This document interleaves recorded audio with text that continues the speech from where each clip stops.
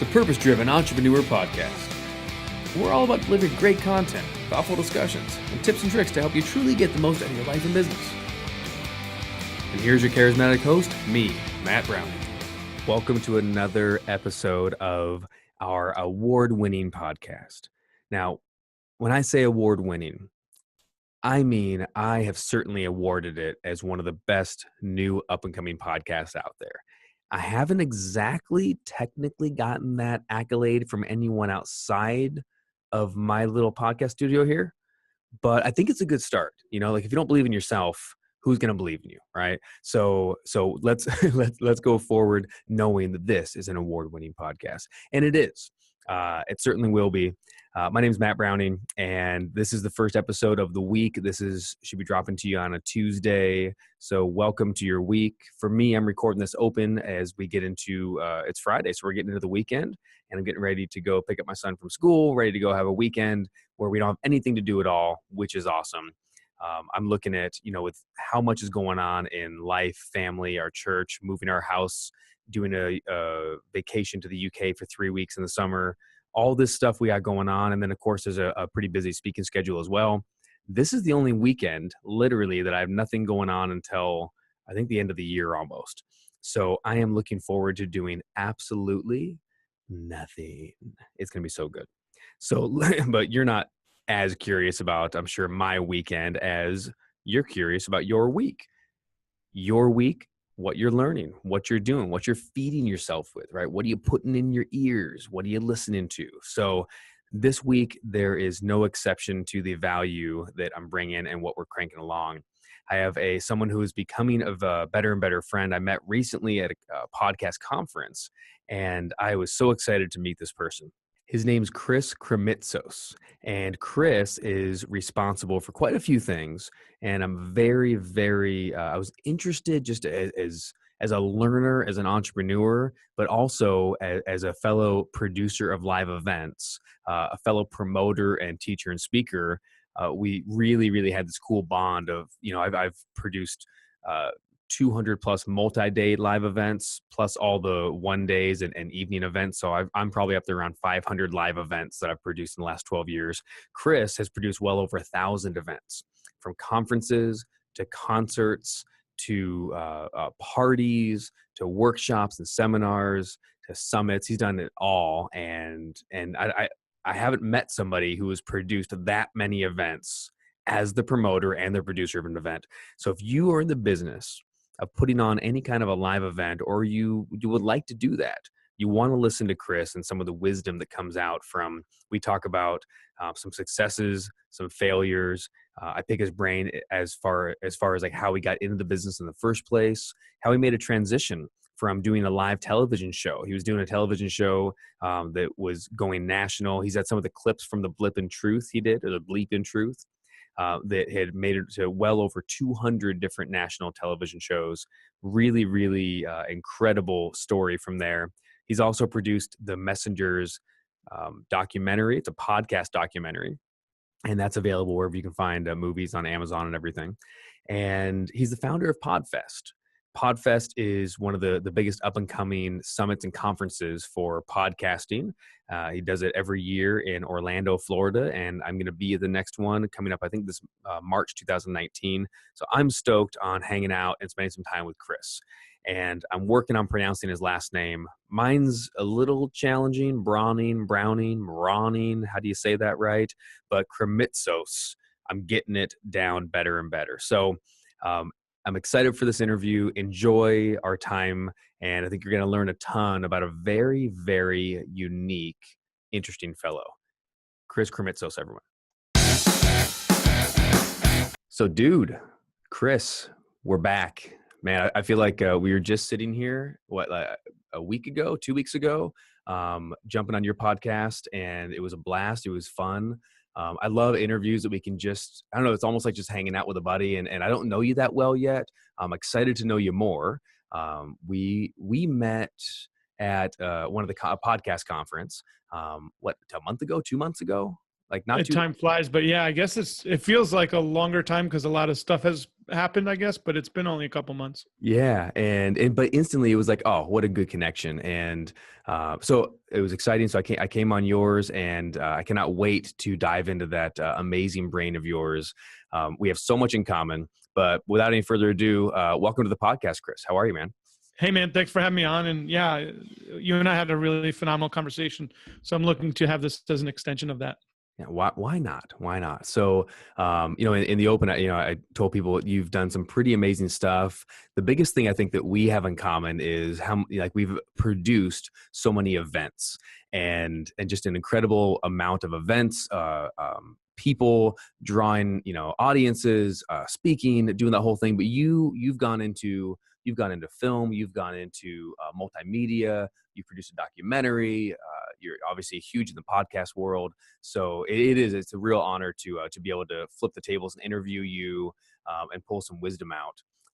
Before we get too deep into all that stuff, I'd love to just, I don't know, get to know you a little better. So now, how old are you right now? Right now, 39.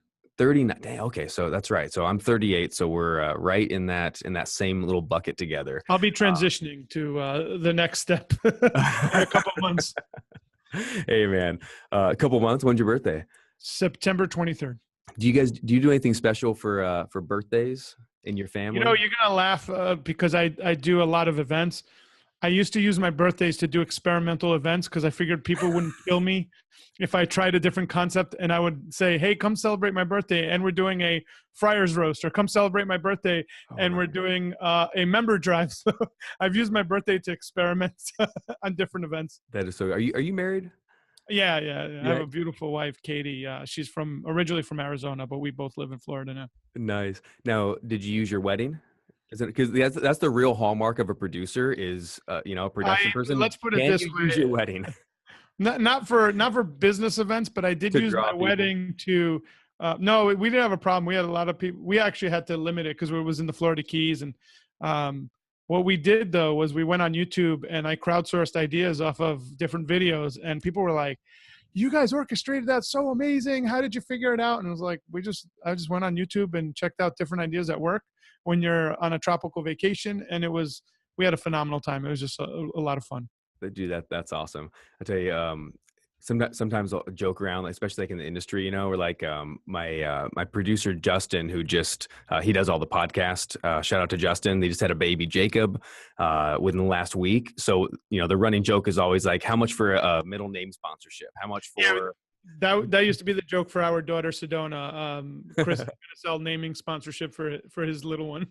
Yeah, that's right. Yeah, daughter Sedona. Yeah, I've been there. Absolutely. Yeah, you said you love the space. That's where my wife and I, Lola, got married in Sedona back in 2010.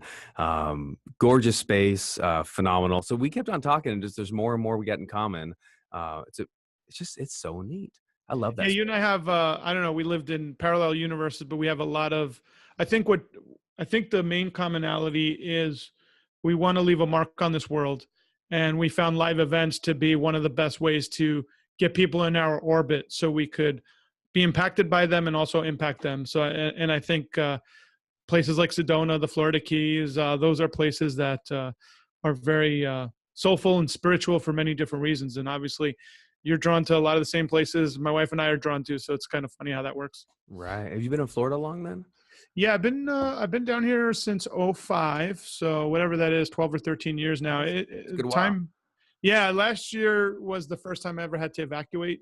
Tampa gets very lucky about dodging hurricanes, but it was the first time that I was in a 7 million people had to evacuate the state, and that's just insane. It was an insane time to live through.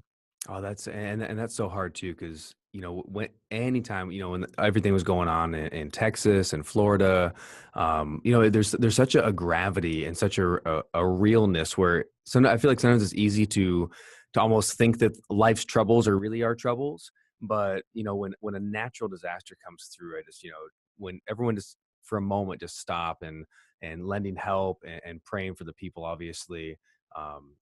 Such a hard time, but it's real, it's really real time, especially obviously for people walking through that. So you guys were safe though. Yeah, I'll tell you something that's really interesting. Last year I went to a conference in Vegas, And Sunday night we were leaving, and as the plane was leaving, I was looking over the Vegas Strip, and I always love to take a picture as the sun sets. And the last thing I saw before I kind of passed out was the Mandalay Bay shimmering. That was the night the guy shot everybody, and a lot of people, part of the conference I was at, I'm lucky enough that I left a couple hours later. It happened, but a lot of people that were at the conference where we were at the Hard Rock went over to the Mandalay because there's a club or something above on the top floors, and it was really surreal waking up and my phone literally at 5 or 6 in the morning just buzzing from text messages. Are you okay? Are you okay? And I'm like, for them to reach out to me, it had to be really, really bad. That many people. And then later on that month, we had the hurricane. So I have to tell you, it was a very surreal time in my life. And then a lot of people had, some of my friends that went through both, PTSD from it, from just the trauma of it. Of course. I was more introspective, I guess you would say, but it was still, like the hurricane. I know it's gonna sound crazy. I'm a guy. I would have loved to know what it feels like. Obviously, the wife and kids, you want them out of the way. Sure. But as far as chase it, get in the eye. well, you see Anderson Cooper strapped to like the southernmost point, and you watch him do it. So that's kind of a dumb thing that a guy would say. But as far as having to leave your house and checking all your relatives, making sure everybody's okay, and leaving, we hightailed it out to a high point in the state, and it got hit harder than Tampa itself.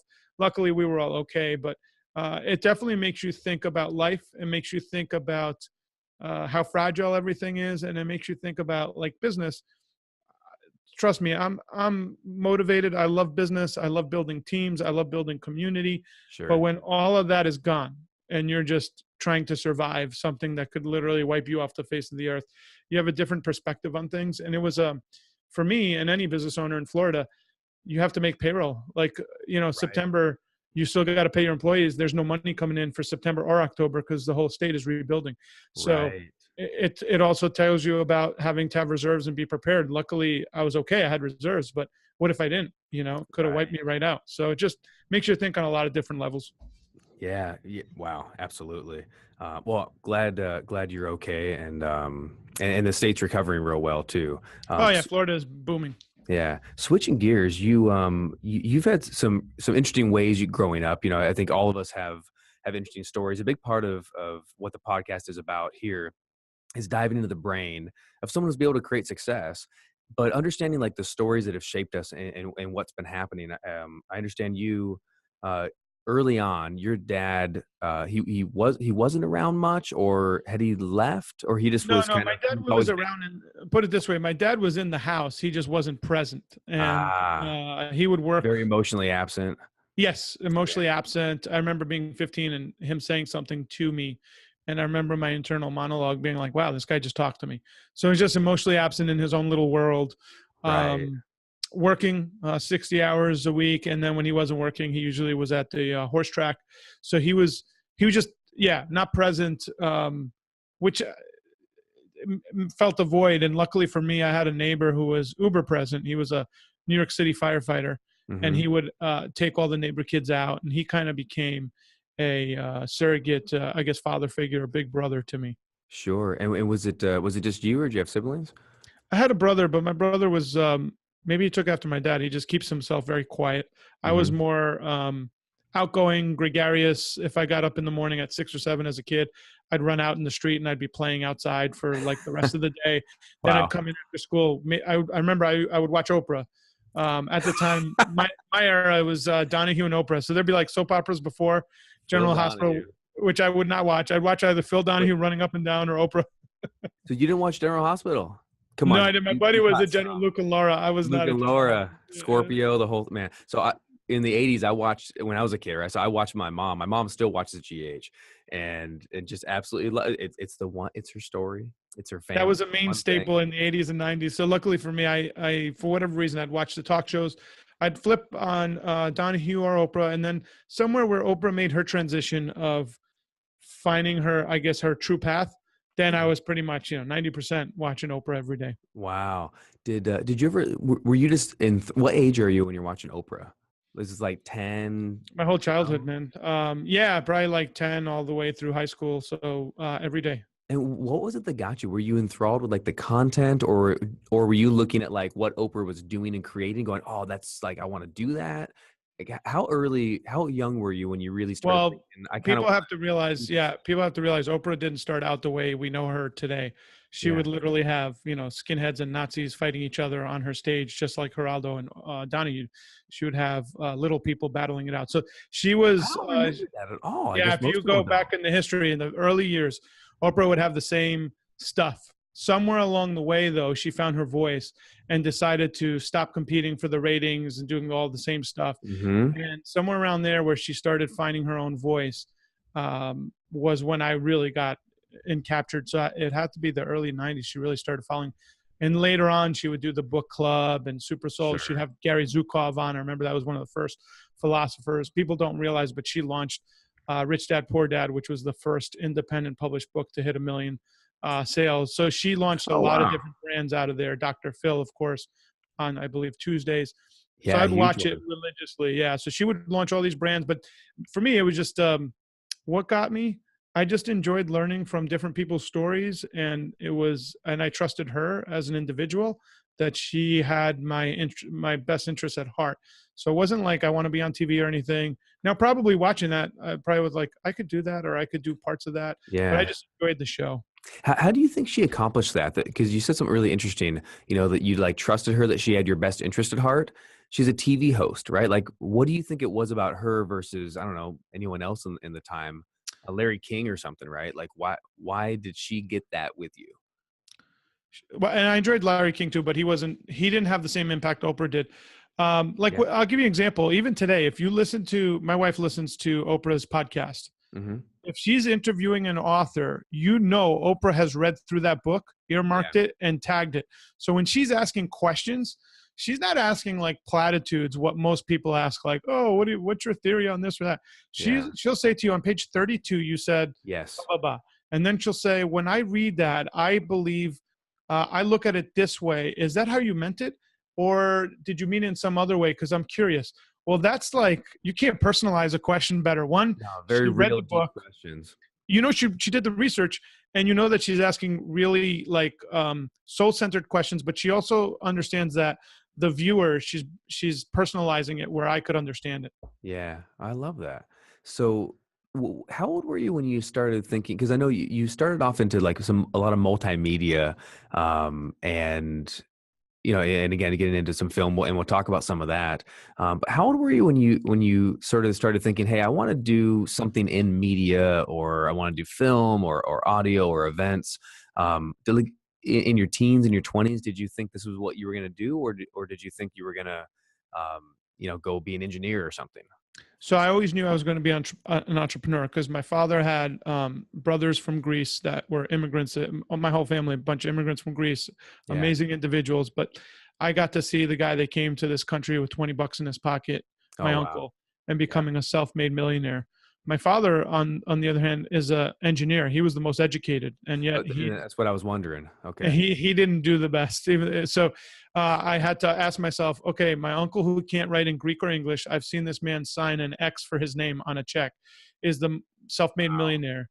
And I would say, well, what's the difference? And you would realize it was the risk, what they did. They were in business.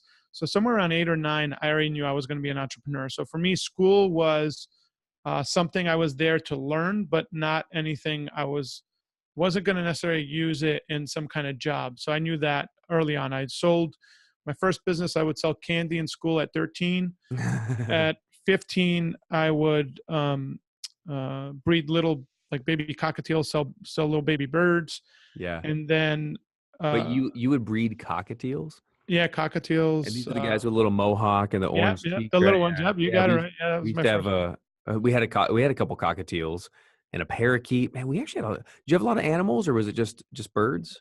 Yeah, they had tons of animals. Really? Tons. Yeah. Yeah, oh yeah. At one point, I had 500 birds. So Oh, that's a lot more. So we had two. yeah, well, we had the family had to, but then I had like this breeding operation in the basement I set up. Oh So my the God. entrepreneurs, you always think big. That being What was the first entrepreneur endeavor you could tag and remember? How old were you? probably Was it the selling candy? candy. Yeah, so 12, 13. My mom worked at a supermarket, so she would get me bubble yum 4 to a pack. So if you bought them in bulk at for $1, I would sell them $1 each. Now I went to a very wealthy high school, so So you even buy though a it's dollar bubble gum. they knew it was a quarter each at the supermarket, they didn't care. It's like, so I learned about Well, in you that. get it here and now, right? You get the supply and demand, and there wasn't a lot of supply of bubble yum at the high school. In effect, I was kind of like a candy drug dealer. I had all these clients. People loved buying candy from me, and then competition showed up because they saw me making money. So Yeah. then I had this kid. His dad would take him to the price club, and Right. I remember Price Club. he was destroying my prices. But luckily, I learned about customer loyalty. Some people were loyal to me Hmm. because of the customer service, and they're like, I'm not buying his cheap crap. So I learned a lot, and then I learned about regulations when I got turned in, and the principal called my parents, which they didn't care, but they had to act like, oh my God, my son's selling Oh, candy. my son's an entrepreneur selling candy. Oh, Yeah. that's bad. Yeah, my dad had to act like, oh yeah, this is terrible. And he's like, whatever, just don't get caught. Yeah, exactly. Just figure it. So, and I think that that's so true in the entrepreneur space that, like we're always pushing the envelope and sometimes I think it gets mistaken from the outside, right? When the rule abiding engineers, so to speak, of the world look at the entrepreneur, they go, oh, you're breaking the rules. You don't care. Right? Like how come you're doing it this way? And we'll tend to look at rules and go, well, it's not that I don't care. It's that I want to, like for me, I look at a rule and I always ask myself, why is it in place? Right? Why is it there? Who's it protecting? What's the purpose? And very often I can't find a purpose for it. So I'm like, well, I don't really mind. I don't need to get up and stand in line really early because if I get up 10 minutes later, I can still get on the plane.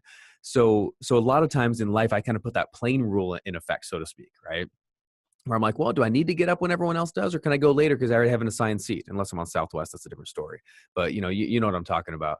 How do you look at rules? Do you see the way rules are laid out as more like this is what's happened, this is what's been, and then what do I want to create, and how do I want to do it? Or do you find yourself, I'm sure you don't probably, kind of working within what's there and staying there as much? I guess my real question is, do you see yourself as a rule breaker or as a rule like mover, shaker, manipulator, mover arounder, so to speak? Yeah, I live by the term history favors the bold. So Mm, if I think what I'm doing is justified, and then obviously you have to weigh the consequences. If there's jail time involved, you have to be careful of the rules. But if it's what you're talking about, which is pushing the boundaries, I'll tell you what really irks me. So our personality types are probably very similar because of the choices we've made. But I don't get along well with librarians because it's the most risk averse human being on the planet. wow. And I meet a lot of business people, and what I've found out about lawyers, because I've helped a lot of people, lawyers will tell you, the small time lawyers will tell you, I can't do that, it's against the rules. Now lawyers have made so many rules that everything's illegal basically if you know the law. Sure. And then I'll meet the lawyer that's making 100 million a year, and they'll tell you, yeah, it's against rules, but I wrote that rule, and then they break the rule anyways. And Well, who's and that's gonna, all law is in the first place, isn't it? Is yeah, every major, we talk about Woe versus, sorry, Woe, Roe versus Wade, some of these classic court cases, and we go, oh, well, that's that rule, that's this rule. And sometimes you don't realize, well, that rule is only in place, that law is in place because that was a court case that challenged what wasn't there already. And there was a new correct. decision constantly. It's Yeah, laws so all about new decisions. pretty much. So I err on the side of if what I think I'm doing is correct, I'm more on the side of the bold. So for instance, I had a friend that had a drone, and I said to him, hey man, fly it downtown, get a video of the city, make something cool. You'll be the first with the drone video. And he Yeah, gave me 100 reasons why he couldn't. 2 months later, a young kid that was 19 that could care less about the rules sure. made the coolest video of our city in downtown Tampa. Hmm. And then the mayor shared it on Twitter. The kid's business went through the roof, and he actually got accolades. And I said to my friend, remember you said it was all illegal and you couldn't do this and this because this and that? I go, well, that kid that just did it, he now has a thriving business based on the fact that the mayor shared his video and thousands That's of people saw it. incredible. And it wasn't until later, right? Because like when the bold go out and create something, it's always the rules that come in place after the fact and go, hang on, let's look at what people have been doing, and then let's figure out how to regulate that, right? Absolutely. So yeah, definitely I agree. You can't be sitting back scared to regulate. Now Not if you you want to make an impact on this world. Airbnb wouldn't be possible. Uber wouldn't be possible if they waited for regulations. These companies wouldn't exist. right? Yeah, exactly. Especially if they ask the taxi companies at what they think they should do. Anyone that knows that industry, it's a mini mafia in every city. Oh, So absolutely. there's medallions they don't let competition in. In the smaller cities, it's even worse than the big cities because it's usually two or three companies that control everything. So it's the democratization of everything, and I love those things. But don't forget, when Uber first came out, there was people that argued to me that they're an illegal company and they should be put out of business. Absolutely. And now I can't even imagine not having Uber. It'd be so Correct. terrible, right? Yeah, I always say, the fax machine never asked FedEx if they should go into business, and email never asked the fax machine, and like that's just how we roll, right? So, I want to talk about media a little bit, because I think something that you've done again really well is you've been doing this live event production, but before that you did a lot of media. So you've done you had a TV show that went out to like True TV. I was looking, I thought that was interesting. Tell me about this Disorder in the Court. You did a show, The Bleeping Truth, and it looked fascinating, absolutely cool. But how long did you do that show? I did that show for 2.5 years until we got Okay. pulled off the air. It And was this a was very popular show. 2007, 2008? Uh, Was it around that time or? 5, 6, 7, something like that. Okay, Yeah, okay. around those years. It was 2 or 3 years. But we created a show called The Bleeping Truth. It was a political debate show, Mhm. and I visualized it. I figured out what it would be, and it was about having polar opposites come to the table and listening to both sides and allowing the viewer to understand where both sides are coming from and form their own opinion. So we'd have a socialist debate. We started Democrat Republican, but it was so garden variety we got bored. So we started Right. socialist debating a constitutionalist. We would debate religion. We'd have people debating religion. We would debate anything that we thought people would like to hear and learn from. And then I, as the host, would listen to both sides, and I would just take it all in. So it was a very interesting show. Do you feel like was that a reflection of sort of a lot of your attitude of how you wanted to take in the dualities in the world?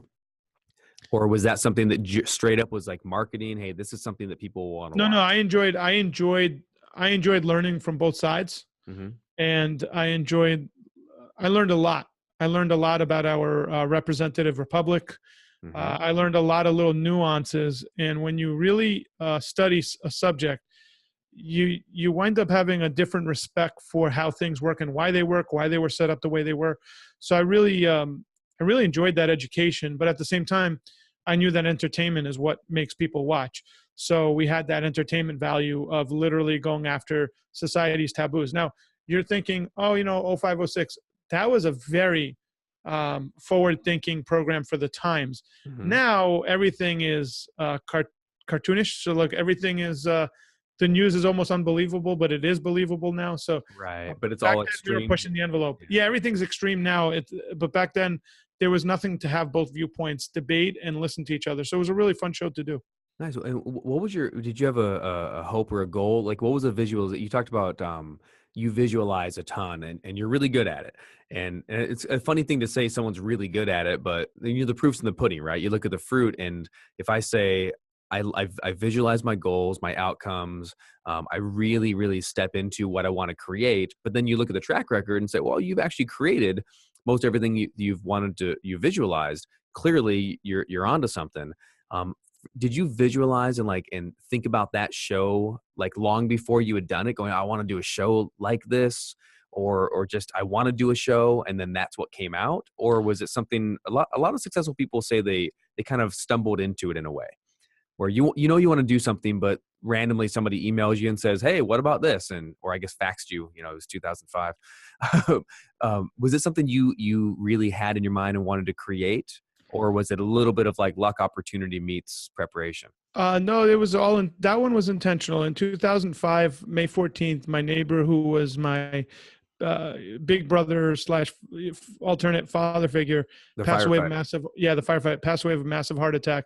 He was Oh. never the same after 9/11. He was a New York City dispatcher, and Hmm. he had gotten divorced, and I always say he died of a broken heart. He was just never Oh. the same person after losing a lot of his friends. He would have weird dreams where he would dream about losing the friends that survived.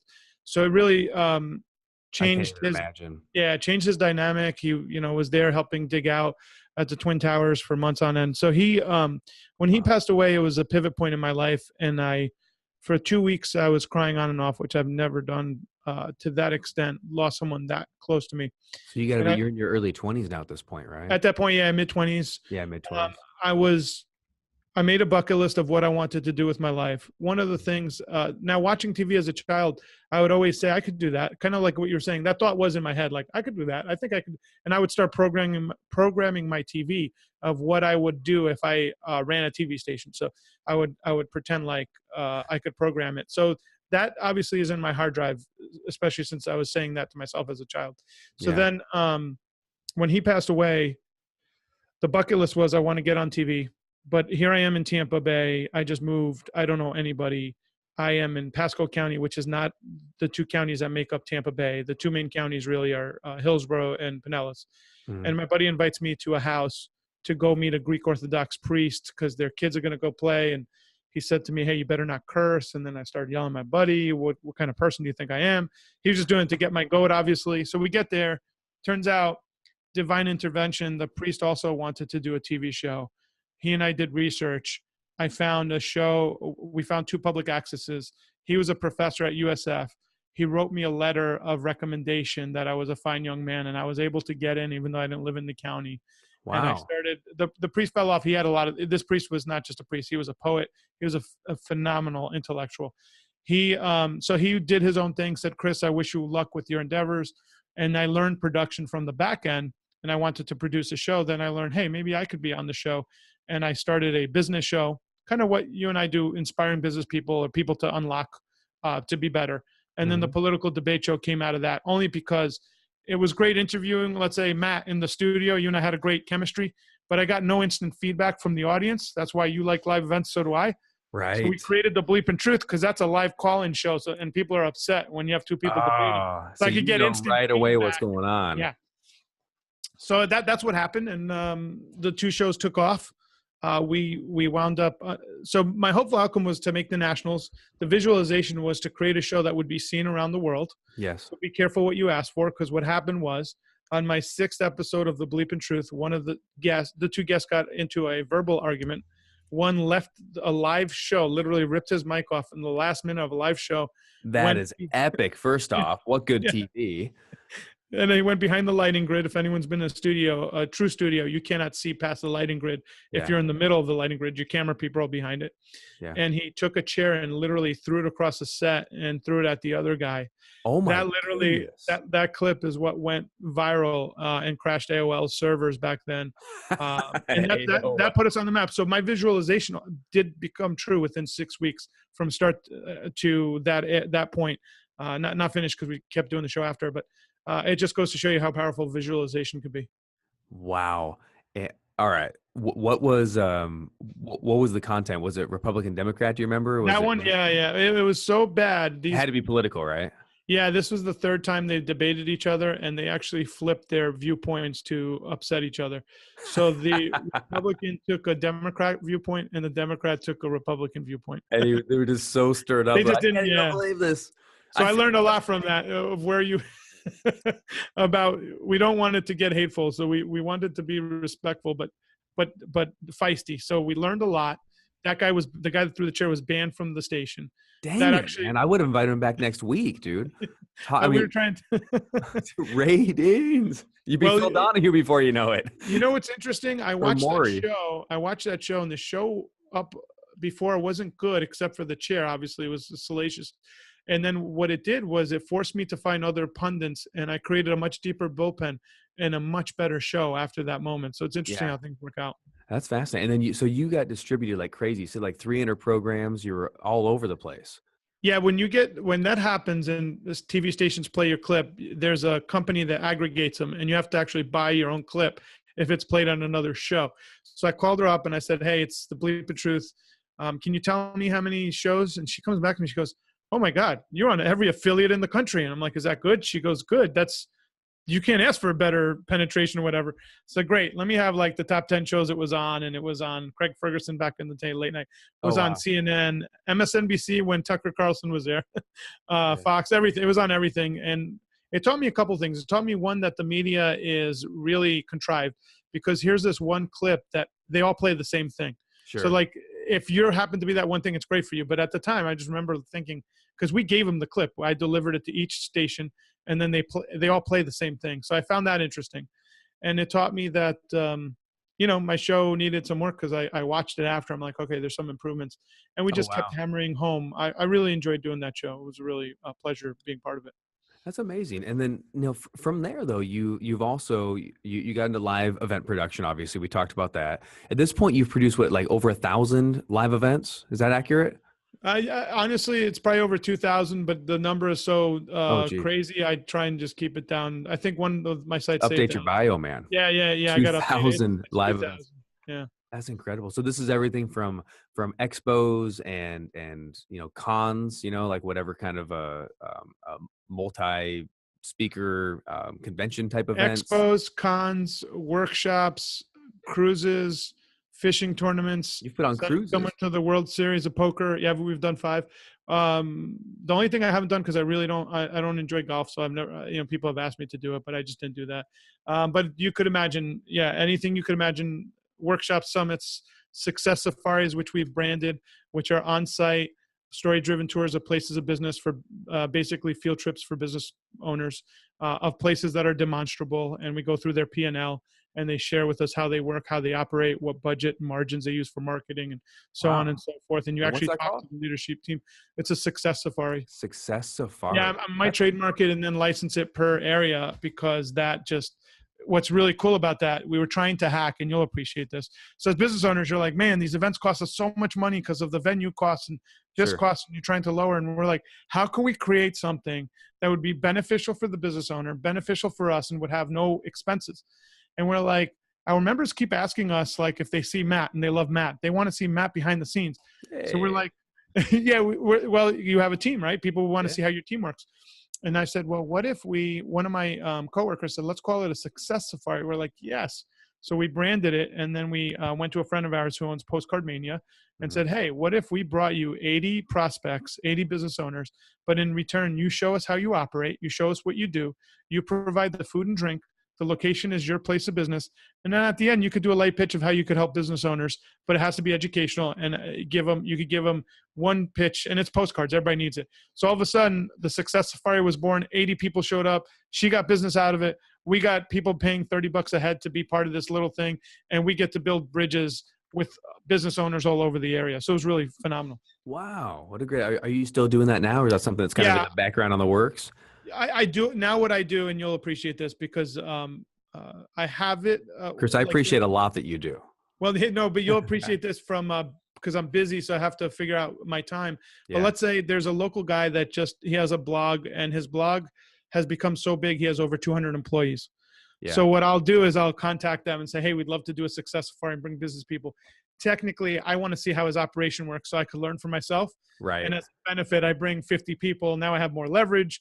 And, it just helps me in business, and it helps my attendees. Everybody wins all around. So now I get to see firsthand, because you know this, when you talk to people's employees and their, what I say, coworkers, they'll tell you the real story. And if they're not happy, whether they say or not, I could see it on their face. So I could really measure the success of the organization and learn as a business owner what to do, what not to do. Wow. I love that. So, so you're doing success safaris, and ultimately I keep hearing, like, you're always just figuring out a new idea. You're always getting out and creating something. When did you get into, what year did you get into like podcasting and you started doing that? Cause that's kind of the most, I don't know, call it the most recent endeavor or the biggest current thing you're working on right now and that's why I'm excited about, cause I've been diving into this podcast world in 2018. When did you start getting into it? August 2013, one of my members said, I'd like to teach podcasting. I said, great. I'll provide you a platform. You could teach it. We had 13 people show up. Light bulb went off, went home, told my wife, hey, I'm starting a podcast. She goes, about what? I go, I don't know. I'm just so excited. I was so excited. Doing it. So she said, well, I want to do one too. We were working together at the time. And we had a really great advisor that said, you both can't start a podcast because you're doing 150 events a year. It will derail something. So he said, I recommend one of you does a podcast. My wife wanted to work with business women, and we looked at the landscape. I think there was only one podcast that was active at the time. Sure. So she started Biz Women Rock. I did her marketing, took it to #1 back then. She's built a huge, phenomenal business out of the house where she consults with women all over the world, able to raise our daughter. So that spurned it, and that created the Florida Podcast Association because she needed help. So I taught a bunch of other people podcasting. So I said, let's have a monthly meeting where we could all kind of share notes and best practices. And that turned into Podfest, which now is officially, next year we're saying it's our 5th year, but technically it's our 6th. The first year was like 2 workshops of 75 people. We didn't call it a conference at the time. It wasn't quite a fest. It was a gathering. Yeah. It was literally a workshop, like teaching, but those are the people that fueled the growth, and they've been with me ever since. So yeah, the conference has grown now. We call it a fest because that was the name that was available, but it's a full-on conference with exhibitors, attendees, 80 different tracks to learn from. So it's been a really amazing experience to watch that grow, and it gives me a lot of pleasure because I get to see creatives, which I love working with creatives, create something that inspires people. So I have an exponential impact because each creative is inspiring thousands. So collectively, it's millions, you know? Yeah, no, that's insane. And I think sometimes the numbers might get lost in the shuffle when we think about, like, the world's going so fast right now. But when you said 2013, that's 5 years ago. And I mean, 5 years, like if you listen to a podcast today that has reviews that go 4 or 5 years old, like, that's a trailblazer. Like 5 years ago, there just wasn't a lot of podcasting. I mean, it was out there some, but some of Joe Rogan's and I listen to, you're going to laugh at this, or you might appreciate it. I don't know. You're the same age. We'll see. So I listen to a lot of pro wrestling podcasts. I'm a huge WWE fan, like the biggest like wrestling nerd there ever was. And so I loved it as a kid. And when my son was born, I had a lot of downtime as I'm hanging out with the baby, and I started watching these kind of documentaries on Netflix. And then for these different wrestlers, I'm like, oh, I remember that, Hulk Hogan or Bret Hart or Macho Man. And so I started getting back into it. And anyway, fast forward 7-8 years, and now here I am, like a full-on nerd.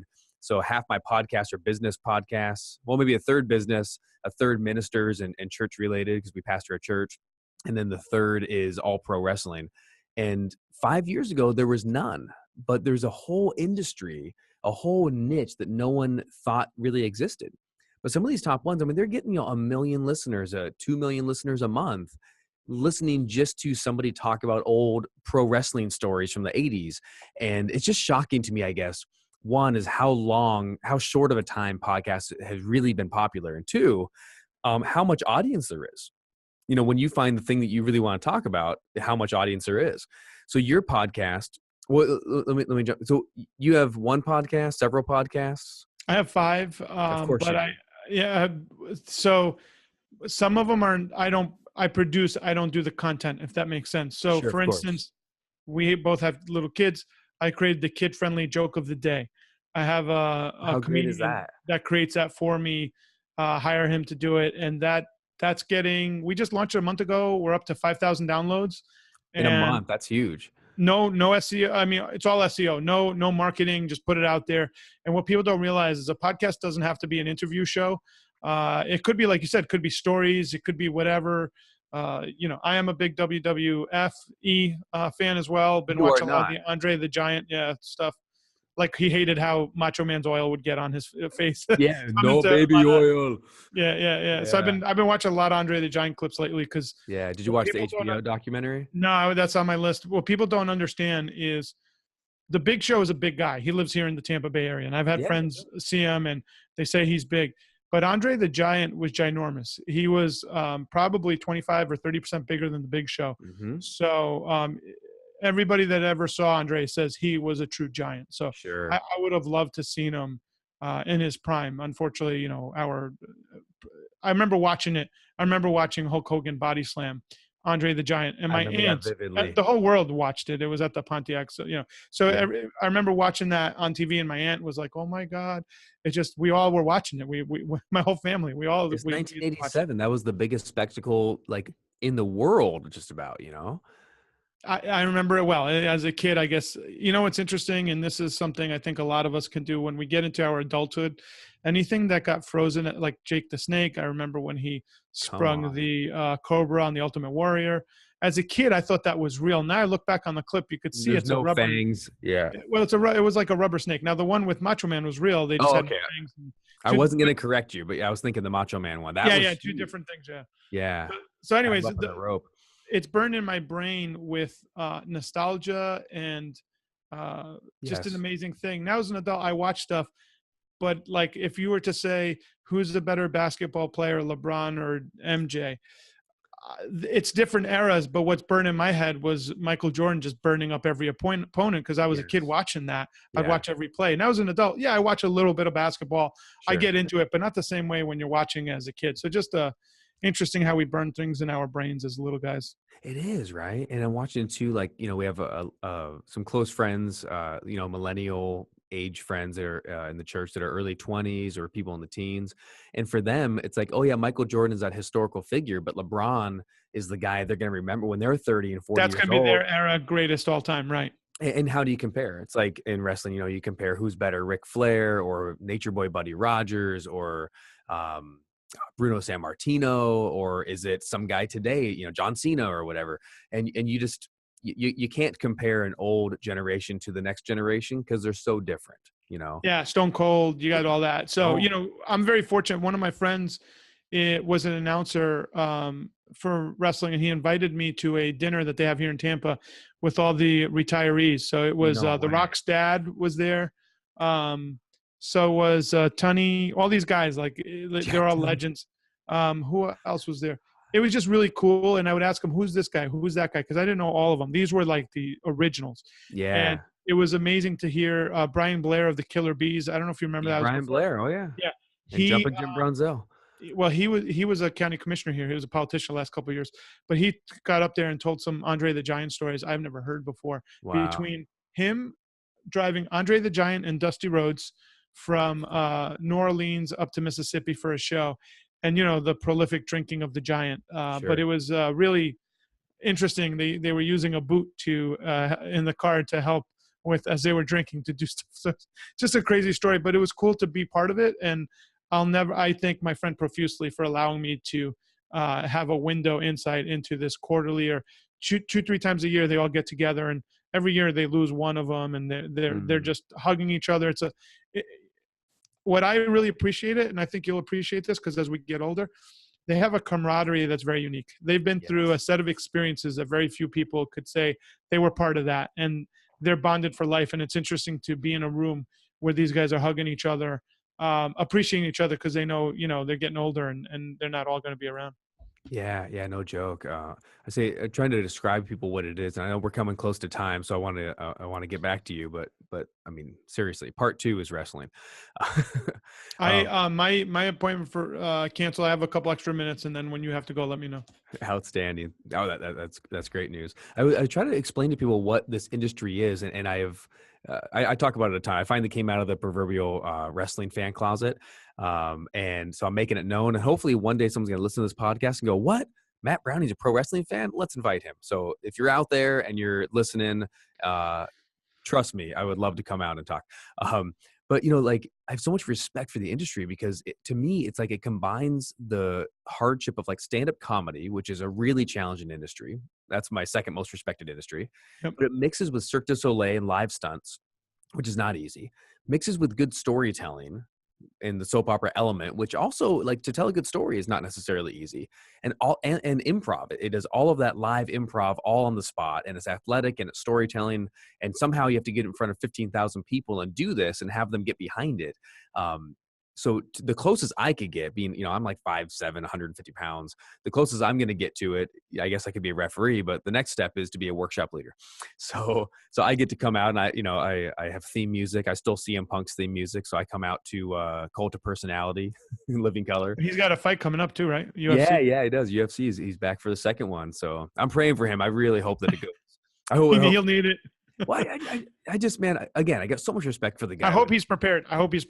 Yeah, and he thought he was prepared. And I know he trained his butt off for the last fight, and then it was a pretty bad result. But even afterwards, he cut a good promo, and said, hey, man, like, no matter what, just don't let anyone stop you. And so I get all the respect in the world for him, especially this, for walking out on something that no longer served him, and he wasn't passionate. And he said, it's time to end this. And he was, if you don't know him, he's a tremendous professional wrestler, and just said, the time's come. I'm just frustrated here. I don't like it. And I think in business, it's easy to, like, sometimes we get behind, well, this is what I do. This is who I am. And you're a living testament, Chris, that what you do is not who you are. Whether it's a TV show or whether it's, you produce this cool documentary called The Messengers. But you're not like, you're not walking around going, I'm a documentary producer and the only thing I can ever do is make documentaries. You're going to go where you're called to go. And I'm just curious, but I'll bet if at some point you were supposed to not produce events because you're doing some other thing, if you move to a new season, you probably wouldn't go kicking and screaming. Is that fair to say? No, well, no, I'll tell you. I do imagine you would never stop doing events. Don't get me wrong. No. There was a point where we created the Tampa Bay Business Owners, and I had promised myself after I had the TV shows got pulled from me, not because of the ratings, they were very high, but because of the controversial nature. And I had a tough time at the time, understanding that I wasn't executive producer Chris Krimitsos, but I was Chris Krimitsos. And I promised myself never to allow a label to define who I am. Now, that being said, after 10 years of doing the Tampa Bay Business Owners, I sold the company. I did have a problem letting go because and this is a different lesson, I understood I wasn't Chris Krimitsos, the founder of TBBO, Tampa Bay Business Owners, but I had an emotional attachment to raising up this little baby into adulthood and entrusting it with someone else. And unfortunately, or fortunately, a business is not a baby. A business is a business. So I should have moved forward. And that's a lesson I learned, and I lingered. And what I did was I delayed my future that I was going to live into. And that delay kind of made me rudderless for about 6 months. And my wife one day turned to me and she goes, "You're miserable." And she said, "I hope you understand that." And it shocked me. It's because she's the most supportive wife ever. Wow. And I said, "Tell me about it." She explained what she saw. And then the next day I literally just started moving forward, exploring what future did I want to live into. So now I'm more acute than I've ever been. If I'm what I call rudderless, I need to take massive action. And it's to the point where I might have the most successful business in the world. If I am not happy, I will either sell it or give it to someone and start something fresh the next day. So that's like to the level. It's a phenomenal lesson. The promise I've made myself, but I want to make sure people understand I've been through the psychic pains of not letting go or having my ego attached to a title.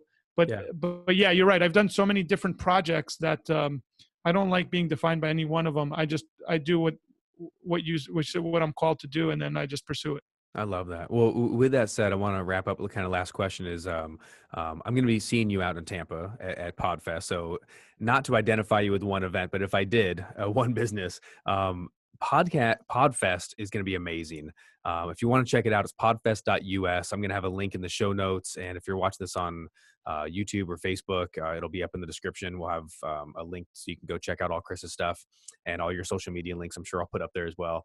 If you want to follow Chris and learn more about it, give us a quick synopsis. Podfest, you said it's a conference. There's going to be a ton. You said 80 tracks of learning. So I'm excited about that. So it's going to feel like a big kind of a conference feel with exhibitors and breakout rooms and speakers and just different training and teaching. What's the deal? It's got a huge family feel. So it's very collaborative. A lot of great connectivity comes out of it. We have a lot of what I call roundtable networking sessions to connect people throughout the entire conference. So we do it in mass where we connect 500 people at once. And I had an actuary actually figure out an equation for me to do it where they move the least amount of times, meet the most amount of people, never bump into the same person twice. Yes. So I have all these different formulas we've created, but it's not only are there exhibitors there that you could talk to, but if you want to learn how to podcast, make money, we even have a YouTube track pre-day, full day with YouTubers talking about how they do things. I'm going to be going to VidCon this year as an exhibitor to learn more about that entire field, talk to people and find creative. So podfest.us, if you're looking to learn, March 7th to 9th, 2019, it'll be our 5-year anniversary. So if you're planning on going to an event, I always recommend hitting the anniversary years because we're pulling out all the stops and everybody will be there and it'll be a great place to collaborate and meet people. Awesome. Well, unless there's a hurricane, I'm going to be there too. Oh, March that's 7th. not hurricane season. That's I would perfect. have a conniption if I planned it during Yeah, hurricane season. We'd be nice. screwed. So Podfest March 7th to 9th, 2019 in the Tampa area. That's going to be phenomenal. Can't wait to see you there. In Orlando, in Oh, Orlando. sorry, in Orlando. And if I can, I'll bring Hulk Hogan out for you. Would you do that? I want to meet Mr. That poor K. guy. Listen, that poor guy Oh, let's cannot go not even go anywhere there. without being recognized. I mean, he is so. I saw him once in a seminar room, and Look, it if he was shaved like, the mustache, if he just shaved the did mustache, he? no, but if he did Yeah, it would be odd. But with the Fu and Manchu cut the and hair a little bit, he's got like, if you see him in a room of 400 people, that guy stands out. Like, it's just even if he wasn't famous, he would stand out. It's like a Absolutely. glow. The guy was amazing. So he's a phenomenal human being. But I feel for him because, you talk about LeBron and MJ. yeah. Hulk Hogan is as famous, if not more famous, than those characters because wrestling than translates to everything. It's transcended the industry for sure, and Hulk Hogan did that. But back to you. Make sure to check out Sorry, another podfest.us. wrestling reference. I know I want to start a pro wrestling podcast one day, so I'll talk to you about that at Podfest. Let me know. I love that. Check out The Messengers, a podcast documentary. It's really interesting. It's the only one of its kind, and it's all over. It's on iTunes, Amazon. You can Amazon Prime, get it free, and iTunes. Just go check it out. Awesome. Yeah. So go to iTunes, Amazon Prime. It's on there. The Messengers, a podcast documentary. Fascinating look into the people who are bringing an entirely new voice and industry, really a whole new way to bring information and to change the world. So love that documentary. Love you, my friend. Thank you so much. Great to have you on. Thanks, brother. All right. Talk to you soon. I want to thank Chris Krimitsos for coming on the podcast. Thank you for being on the pod, brother. That was awesome. I had so much fun. Again, when we did our interview together on yours, when you came up and when you're on my pod, it was a ton of fun.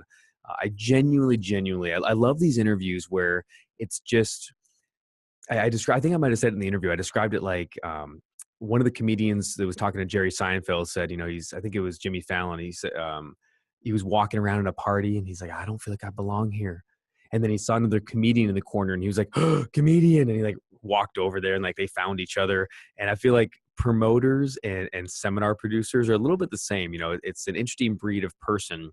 For me, right, we have to be the marketer, we have to be the hype person, and then we also have to be the producer who's putting the schedules together and the logistics together. And then we're also the expert in the talent. So I have to show up and say, I'm the one who you came to see or listen to.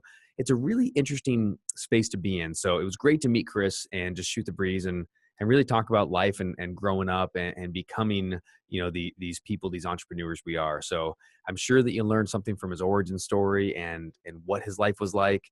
I hope there's also some tidbits about live events and what to listen to, what not to listen to. Make sure you check out the show notes. There's links to Chris's social media, and you can find out about the Messengers podcast documentary, and you can find out about Podfest if you want to attend and hang out. Come hang out with Chris. Come hang out with me. It'll be, again, later next year in the spring, but come hang out with us. It'll be a lot of fun.